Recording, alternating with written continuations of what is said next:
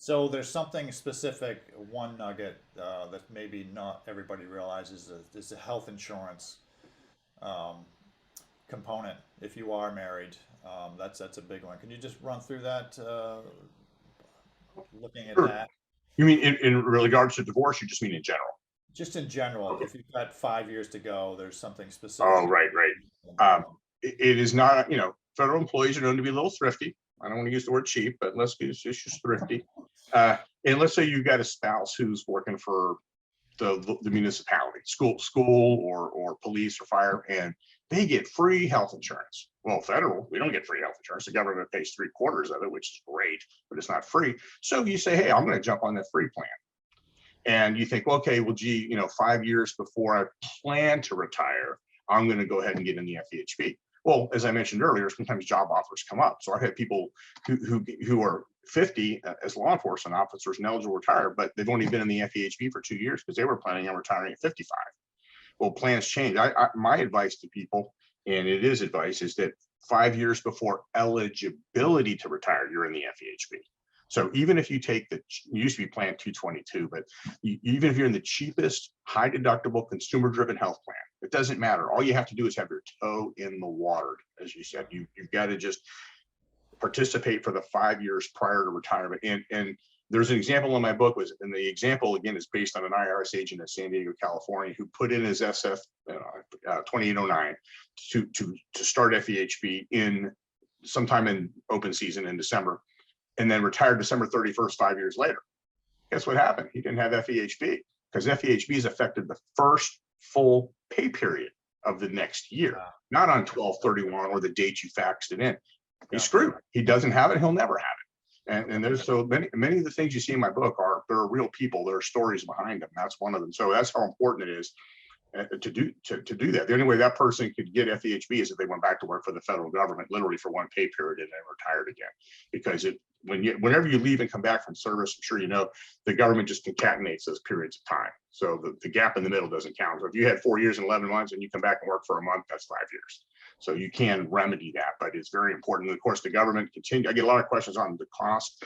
The government continues to pay 3/4 of the cost approximately till you die. That's really, that's a huge, I have to say, I made the decision to leave the government early, to pursue what I'm doing now. And my biggest heartache was the health insurance because I was in the exact same situation. My wife is a teacher. I wasn't on their plan and I retired too early to be eligible anyway. But that's a big consideration for folks. I mean, that's pretty unheard of. Um, the government is the last gold watch, old school pension system out there, pretty much, unless you're, at a large, some other industry or a union type of thing. So that's a big one. You don't want to lose the health insurance through just oversight. Um, and there's, as I'm sure you know, Dan, the government, you have to recognize that it's a huge institution and they follow the letter of the law. And you can't speak to your supervisor and say, hey, can you do something for me? Or that doesn't really work like that, right? So, I can definitely tell you there is 0.0 gray area on there. In a few spots, there are some areas where OPM has the ability to exercise, undue burdens, things like that. But there are no such regulations for FEHB. You yeah. simply have to have 5 years. Okay. Or you're not going to have it. And that's a discussion I have with those mid-career. If you're going to stay or go, I said, listen, I'm retired right now. The government pays $400 a month on my health insurance. That means, I'm paying $400 a month for my health insurance. The government's paying $1,200. That's Yeah. 14. You think about it, that's almost $15,000 a year that I'm not paying. If I had to pay that, I'd have to make 20,000 to have 14,000, right? Because we live in an after-tax world. So I do tell people it's a tremendous benefit to have the FEHB, and I do see people occasionally lose it. And you can carry it in a COBRA sense for 18 months if you leave, but you're paying 4 times the rate that you paid as an employee. And of course, we do run into issues in divorce because the former spouse ceases to be a family member on the date of the decree. So in the date of the decree, you've got to notify OPM and you've got to notify your insurer that this person is no longer a family member. And they have to go off, and they can either get their own FEHB and pay 4 times more, under the Spouse Equity Act or temporary continuation of coverage, or go find their own. But some folks, I just had a discussion with a guy today, year and a half, been divorced, never notified their insurer or OPM.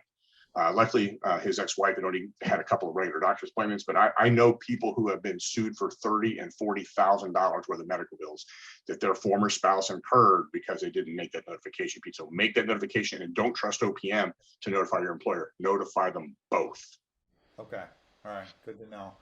So I guess we'll wrap up by where can people find the FERS guide? Well, I used to sell on my website, but intellectual property thieves thought otherwise. So I moved it last year to a 100% Amazon.com. So if you go to Amazon.com and you just type in FERS guide, one word, FERSGUIDE, or you type in Dan Jamison, either one, it'll pop up. It's $14.95 if you're a Prime member. Of course, shipping's free. If you're not, team up with somebody at the office and buy two of them together, and you'll get free shipping.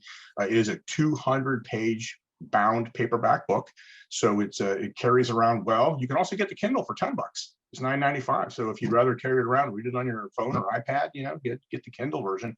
But that's 25 years worth of people asking me questions and me learning things every day, and including it. In fact, on my website there is a tab labeled Book Errata, and there are already 3 new pages on there. So somebody who bought my book can go to my website and say, oh, I can there's 2 more pages because OPM made a policy change in November. So I added 2 pages, Pete. And I also found a typo on page 15 last week. So guess what? There's a new page 15. So it's kind of a living book in that sense, that if anything changes during the year, you can go and download a replacement page. You can literally tape it over the page in the book, because my book is 8.5 by 11, by the way. It's not one of these little 5 by 7 paperback. It's a full size sheet of paper. So when you print out that replacement page or additional page, you can just tape it right in. And I do publish it every year. So every December 1st, there is a new FERS guide that incorporates every new inflation adjustment, every new law or rule as well. But thanks for asking me about that. So I actually like, even before you went to the paper only model, I actually like the paper version anyway, so I can write notes in it, and it's always on my desk. And if something comes up, oh, Dan must know the answer to it, so I just go to the guide here. So your website again is FERSguide.com. Okay. And that's where you can find the book Errata, or a little bit about me. Or if unfortunately going through a divorce, and look at society, half of society, a little better, goes through a divorce. So it's very probable that someone watching this might want to learn a little bit more. But there is a whole section in that book on divorce, and there's also a section in there. One of the things that a lot of annuitants will drop off and quit buying my book or my services when I used to offer them, because they were retiring. Well, in retirement, you're still accessing the TSP. You still have issues with the annuity supplement, earnings test, and then most of all, there's 26 pages in that book on Medicare and Social Security, written by 35 years. Section alone is worth the price of the book. I mean, that's an area that can be confusing to people, because no one has to think about this stuff until they're presented with it.